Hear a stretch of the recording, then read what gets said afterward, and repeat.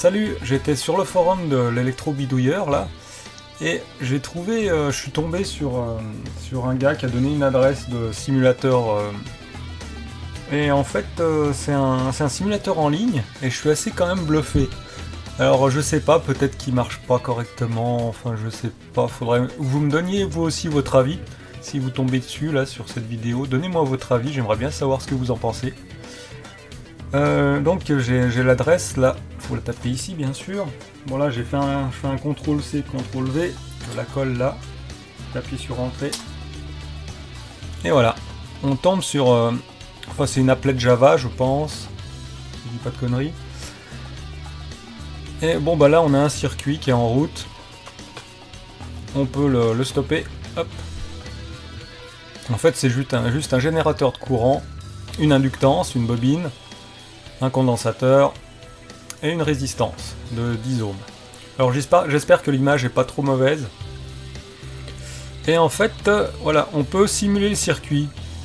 Hop, là, voilà. Et en fait, il entre en résonance. Et là, regardez, on referme, hop, voilà. Ça charge. En fait, regardez là, on voit le courant passer.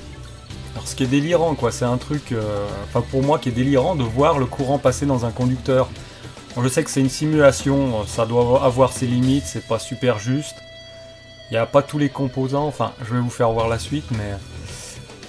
Et là, hop, on réouvre l'interrupteur, là, hop, voilà. Et ça fait résonner le circuit à côté, là. Je trouve ça assez sympa. Et enfin, c'est quand même incroyable de pouvoir voir ce qui se passe à l'intérieur des conducteurs. Et en fait, si on se balade, on voit... Là, bon, bah, c'est en train de charger. Là, j'ai fermé l'interrupteur là-haut. Et si je l'ouvre, paf, ça part en résonance. Et en fait, oui, les conducteurs, quand ils sont verts, c'est qu'il y a une tension positive à l'intérieur. Et quand ils sont rouges, une tension négative. Et quand ils sont gris, bah, c'est le 0 volt.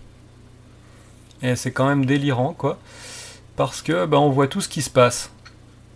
Et moi, je trouve ça...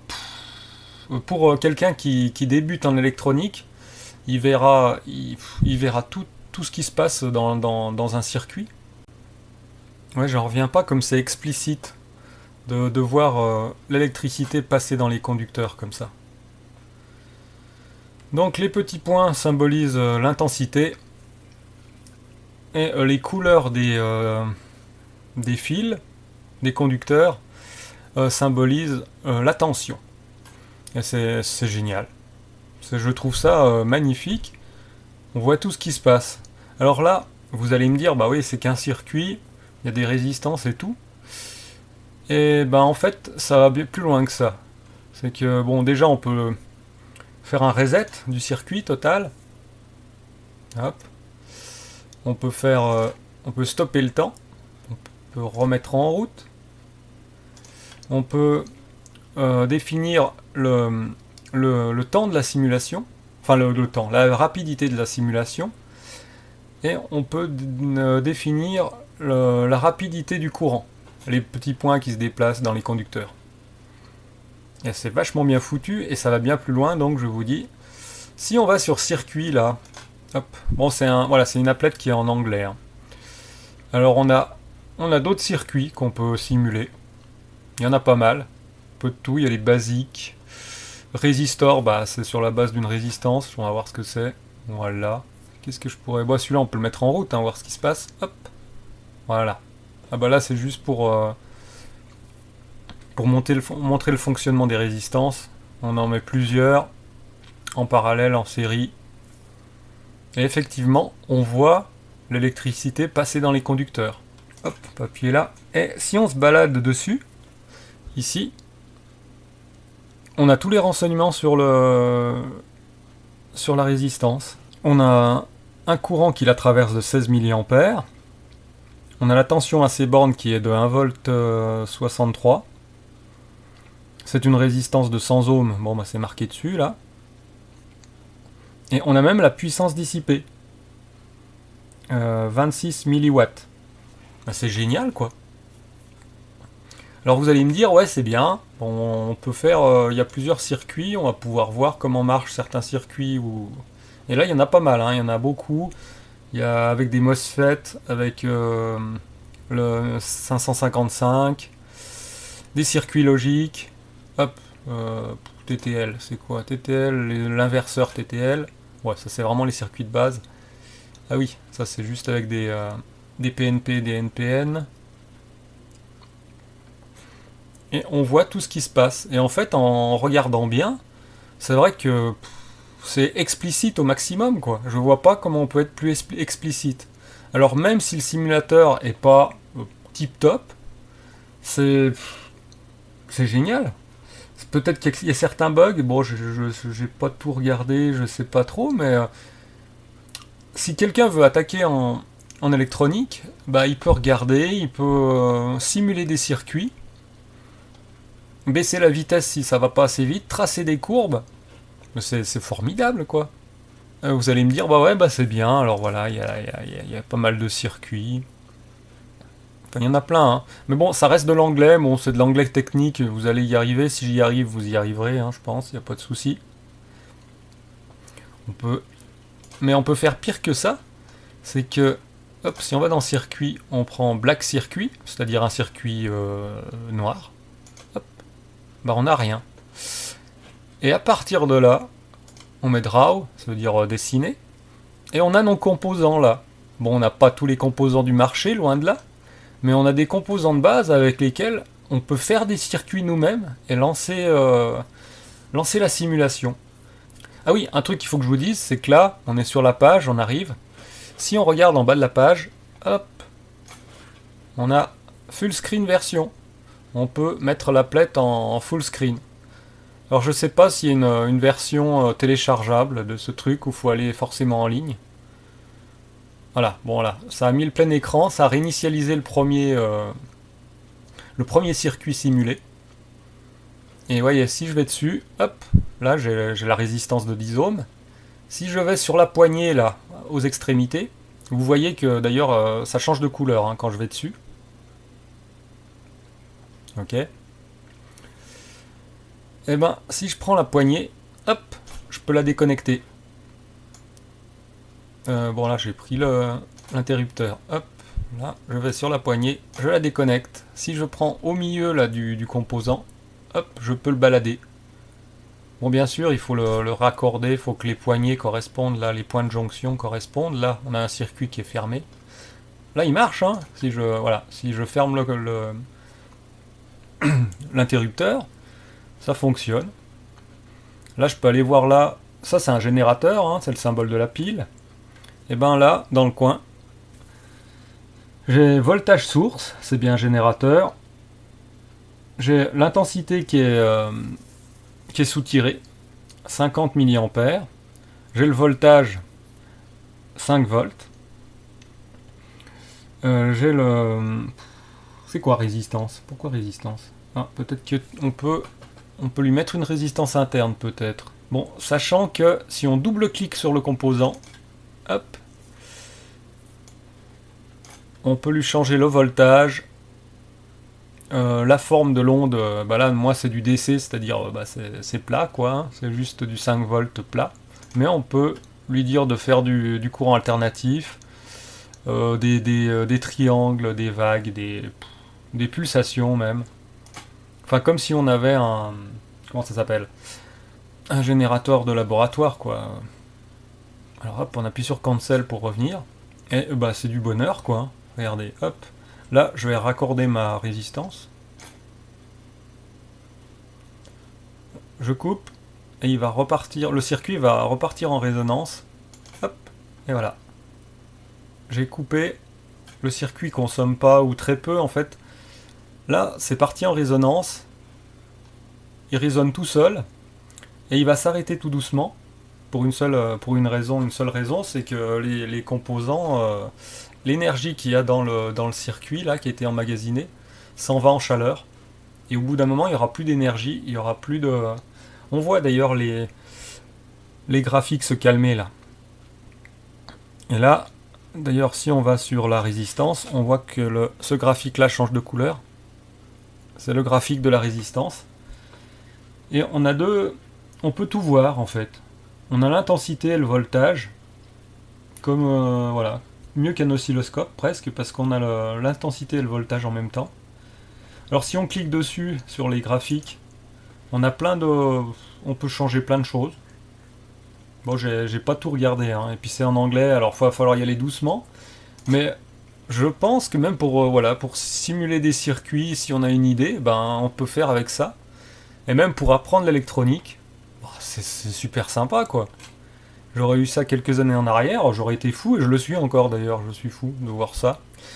Hop, on appuie sur Draw là, et là, on sélectionne, on a plein de résistances, de composants passifs, des capacités, des inductances, des switches, bah, c'est des interrupteurs, des switch, pulse switch, c'est des boutons simple effet, on va dire, des potentiomètres, enfin, il y a plein de choses en fait. Ce qui est génial, un transformer, ça doit être un transformateur. Hop, là je peux le dessiner, là, hop, voilà. J'ai un transformateur, je peux le brancher dans mon circuit. C'est génial quoi. Et bien sûr, on peut le paramétrer, hein. On double-clique dessus, on aura l'inductance du primaire. Ratio, c'est la différence entre le primaire et le secondaire. Bon, donc je vais vous faire un circuit vite fait.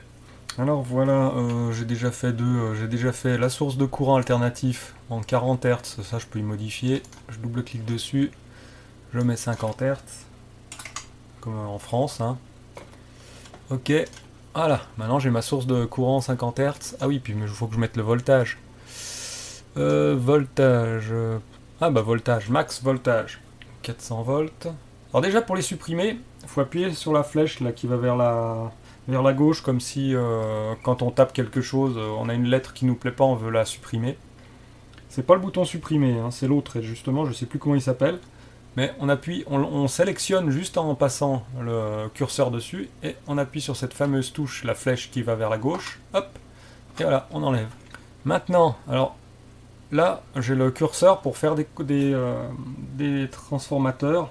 Si je veux revenir à l'outil de manipulation, la flèche normale, j'appuie sur la barre d'espace, j'ai trouvé, hop, voilà. Et maintenant, je vais là, je prends, et je peux me déplacer. Là, je me mets en face, là. Voilà, là.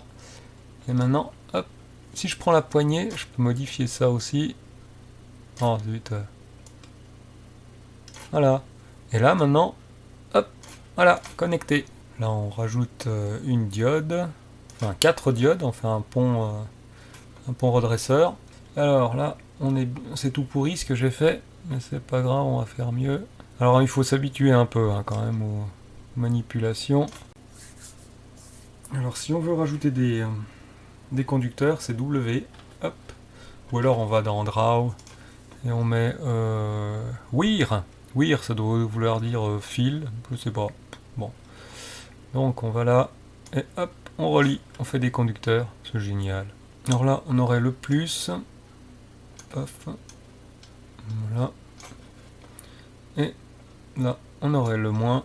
Donc, si on simule, on appuie sur Run pour voir, voilà. Là, si on va dans Output and Label, on a... Ah, c'est une lettre ça? Oui, ça va. Ok. Alors voilà, là j'ai fait déjà un premier circuit. J'ai mon générateur, je vais y arriver, de courant alternatif à 50 Hz. J'ai mon transformateur. J'ai mon pont redresseur là. Je suis pas sûr des couleurs là. Ouais, bon, soit. Il est prévu que si on dépasse vraiment les capacités des composants, ça nous met une erreur comme quoi on a claqué le composant ou un truc comme ça m'est déjà arrivé. Là je rajoute un condensateur.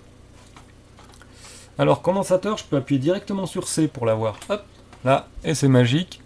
Oh oh, je peux mettre un condensateur, c'est bien. Je peux choisir entre un condensateur polarisé ou non polarisé. Hein. D'ailleurs, je vais essayer un polarisé, c'est C, mais C majuscule. Hop, et là, toup, voilà. Oh, j'ai un condensateur polarisé, c'est génial. Ah, zut, ça n'a pas marché, là, ça m'a supprimé. CTRL Z marche, hein. J'appuie sur CTRL Z, hop, ça marche. Là. Alors voilà, je trouve ça délirant d'arriver à voir ce qui se passe, de faire son circuit et de voir ce qui se passe à l'intérieur des conducteurs, comme ça. Bon, faut un peu avoir l'habitude, faut fouiller, faut aller voir dans les menus. Mais vous voyez, là c'est moi qui l'ai fait, celui-là. Ah oui, il y a un petit truc aussi. Voilà, en fait, le circuit que je viens de faire, là, on peut aller dans File, Export as Local File,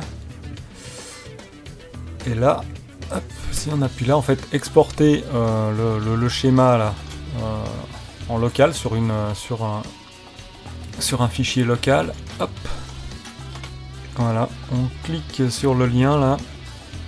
En fait, c'est pour télécharger le fichier texte sous forme de texte. D'ailleurs, c'est un fichier texte qui va symboliser notre circuit. En fait, on clique dessus, ça va demander ce qu'on fait avec. Enfin, moi je suis sous Ubuntu, mais ça va faire à peu près la même chose sous Windows. Je vais mettre enregistrer le fichier. Ok, et hop, là, il est en train de se télécharger dans le dossier de téléchargement.